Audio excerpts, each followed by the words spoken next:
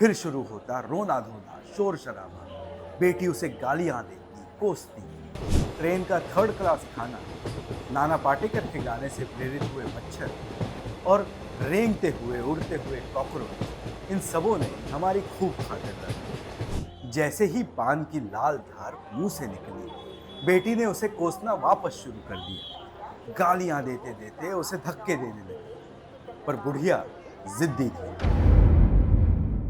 हम जिंदगी को हमेशा सही या गलत के तराजू में तोलने की कोशिश करते हैं, पर जिंदगी सिर्फ सही या गलत में नहीं, तो इन्हीं के बीच किसी एक ग्रे एरिया में बसर होती है। हमारा जीवन इंसानी रिश्तों से बना होता है, और ये रिश्ते सिर्फ प्रेम से नहीं, तो आर्थिक बोझ, मतभेद और हमारी ही कई सारी गलतियों की वजह से प्रेरित होते रहता है।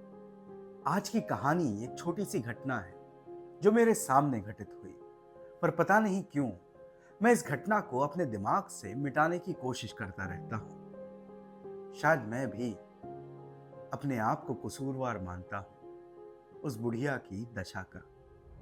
करीब 12 साल पहले पोस्ट ग्रेजुएशन के बाद काम के सिलसिले में मैं और मेरा दोस्त रायपुर छत्तीसगढ़ की ट्रेन में बैठ गए। वहां कुछ दिन रहकर एक वीडियो बनाना था। उसके लिए हमें पैसे भी मिलने थे। हमारे रहने का, खाने पीने का बंदोबस्त भी किया गया था। सेकंड क्लास कंपार्टमेंट में सफर करते हुए ट्रेन का थर्ड क्लास खाना, नाना पाटेकर के गाने से प्रेरित हुए मच्छर और रेंगते हुए उड़ते हुए कॉकरोच, इन सबों ने हमारी खूब खातिरदारी की। करीब 12 घंटे सफर करने के बाद हमारी ट्रेन महाराष्ट्र और छत्तीसगढ़ के बॉर्डर पे गोंदिया जंक्शन पे रुक गई। उसी प्लेटफॉर्म पर मैंने उस बुढ़िया को और उसकी बेटी को देखा। उसकी बेटी उसे धक्के देकर ट्रेन की तरफ भेज रही थी। हम दोनों उसे देख रहे थे। प्लेटफॉर्म पर खड़े लोग और ट्रेन में बैठे हुए लोग सभी अचंभित थे। वो बुढ़िया रो रही थी, गिड़गिड़ा रही थी कि वो उसे ट्रेन में ना बैठे, पर उसकी बेटी कुछ भी सुनने के लिए तैयार नहीं थी। जैसे ही बेटी उसे दरवाजे तक छोड़कर मुड़ जाती, तो बुढ़िया उसके पीछे पीछे जाकर प्लेटफॉर्म पर बैठ जाती। फिर शुरू होता रोना धोना, शोर शराबा। बेटी उसे गालियां देती, कोसती।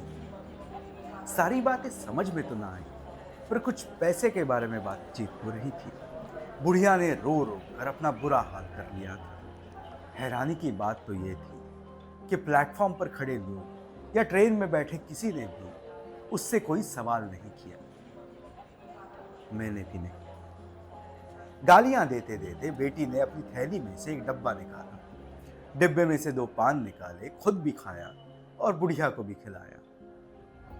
जैसे ही पान की लाल धार मुंह से निकली, बेटी ने उसे कोसना वापस शुरू कर दिया। गालियां देते देते उसे धक्के देने लगी। पर बुढ़िया जिद्दी थी, प्लेटफॉर्म छोड़ने को तैयार नहीं थी। यह सिलसिला कई मिनटों तक चला। आखिर में ट्रेन की सीटी बजी और बुढ़िया को ट्रेन में बिठाने में बेटी सफल हुई। पर अब बेटी की आंखों में आंसू थे। उसने यहां वहां देखा, पास ही खड़े एक ठेले से 1 डजन केले लिए और बुढ़िया की झोली में रख दिए। ट्रेन निकल चुकी थी। उसके बाद की कोई बात मुझे याद नहीं। बुढ़िया कहां बैठी, कहां गई, कहां उतरी, मुझे कुछ भी याद नहीं। जीवन केवल एक्शन और रिएक्शन का खेल नहीं है, बल्कि हर एक एक्शन के पीछे एक कारण होता है और हर एक रिएक्शन के पीछे सुख या दुख होता है। जावेद अख्तर साहब का एक शेर याद आता है, कभी कभी यूं होता है कि दिल भी रो पड़ता है। कभी कभी यूं होता है कि दिल भी रो पड़ता है, आंखों के रास्ते भिगोए बिना। ये एक सच्ची घटना है जो मेरे सामने घटित हुई।